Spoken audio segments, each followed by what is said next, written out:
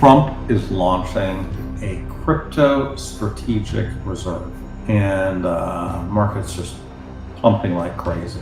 Krueger has long challenged the Bitcoin maximalist stance that only Bitcoin will survive in the long run.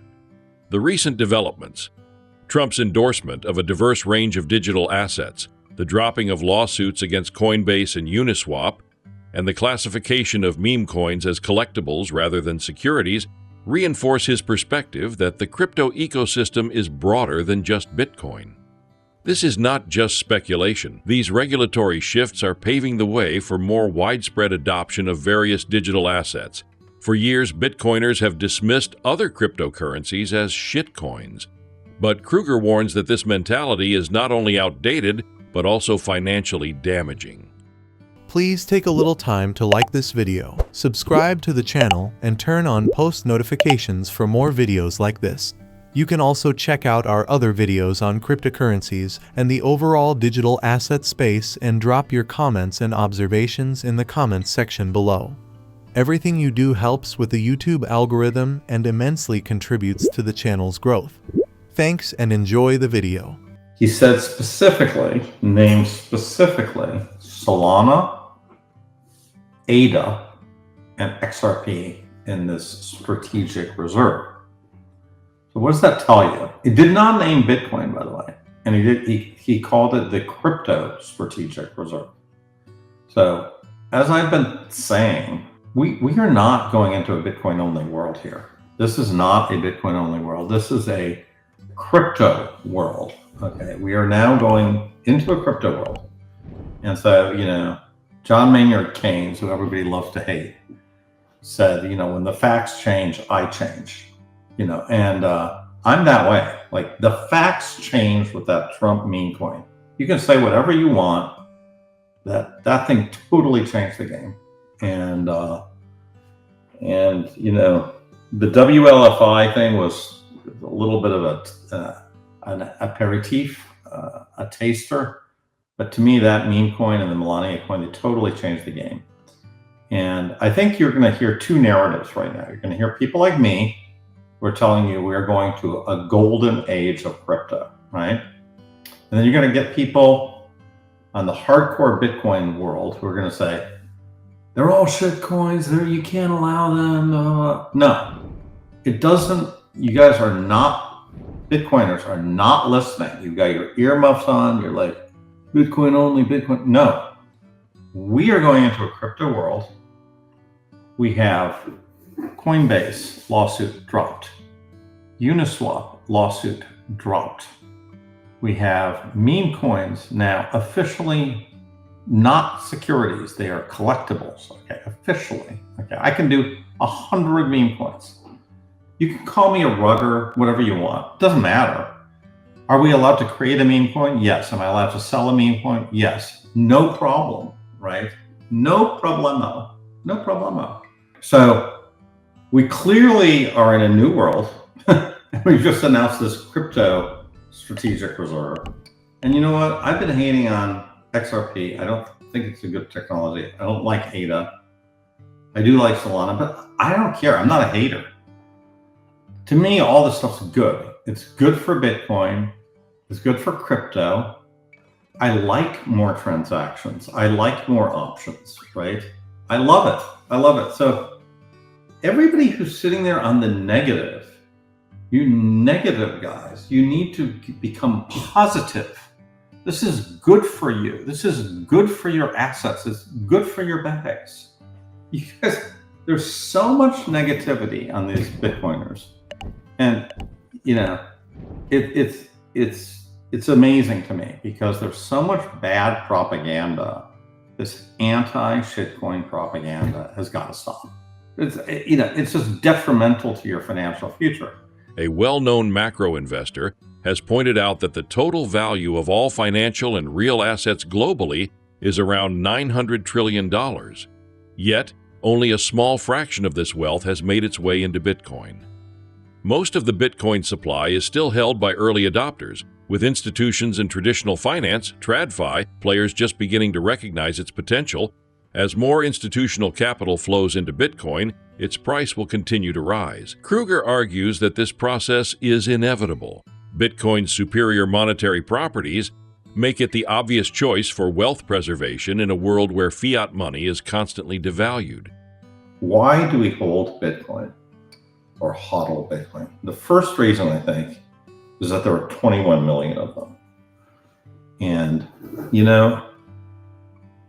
this is a unique thing. It's a unique thing. There's really only a finite number of coins in Bitcoin, not in any other asset. So Ethereum, infinite supply.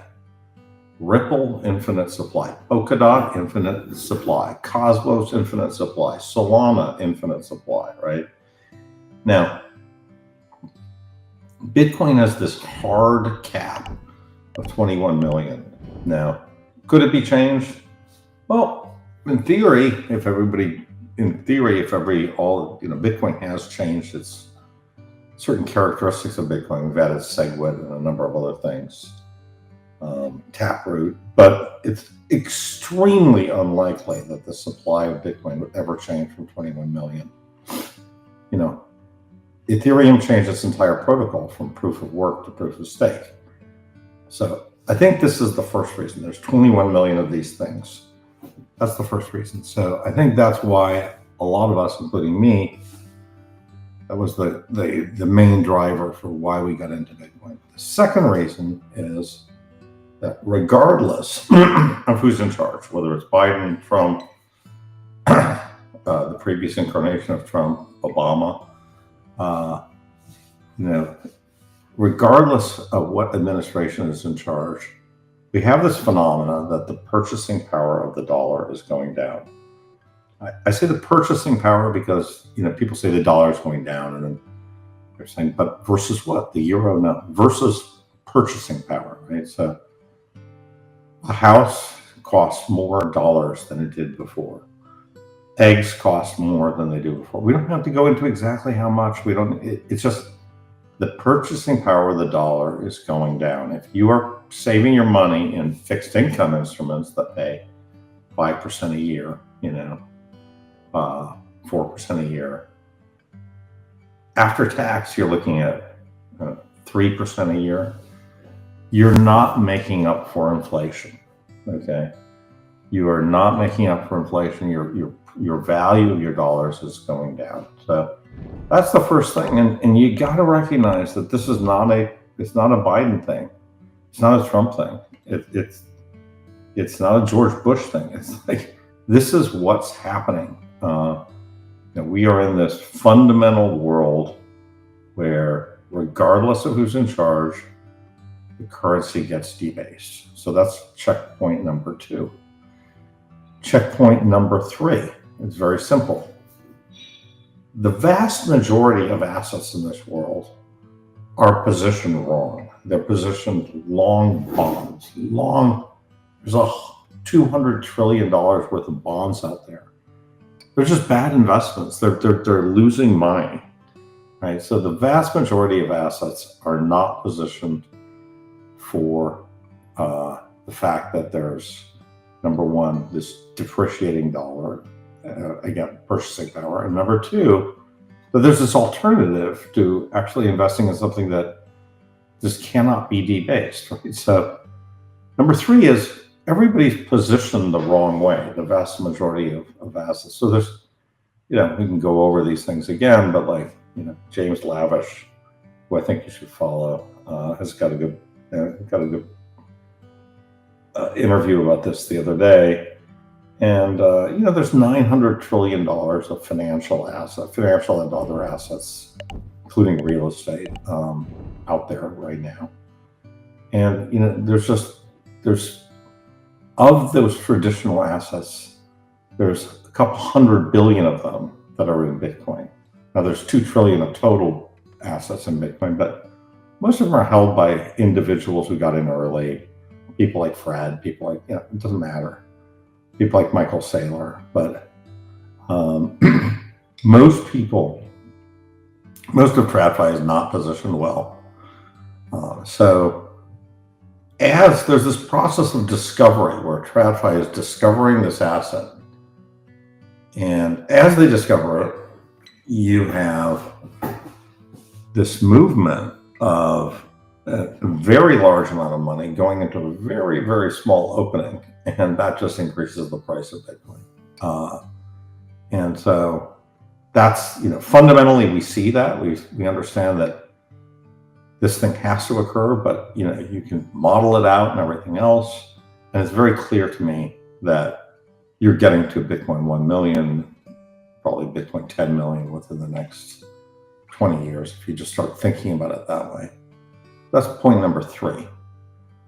And the last point is point number 4, which is mathematically, this happens at the power law rate, and that's 40% with 80% volatility. So those are the 4 reasons why I think you just have to hold Bitcoin. I think they're very valid reasons, and I think you should think about them in today and not get too caught up with these short-term things.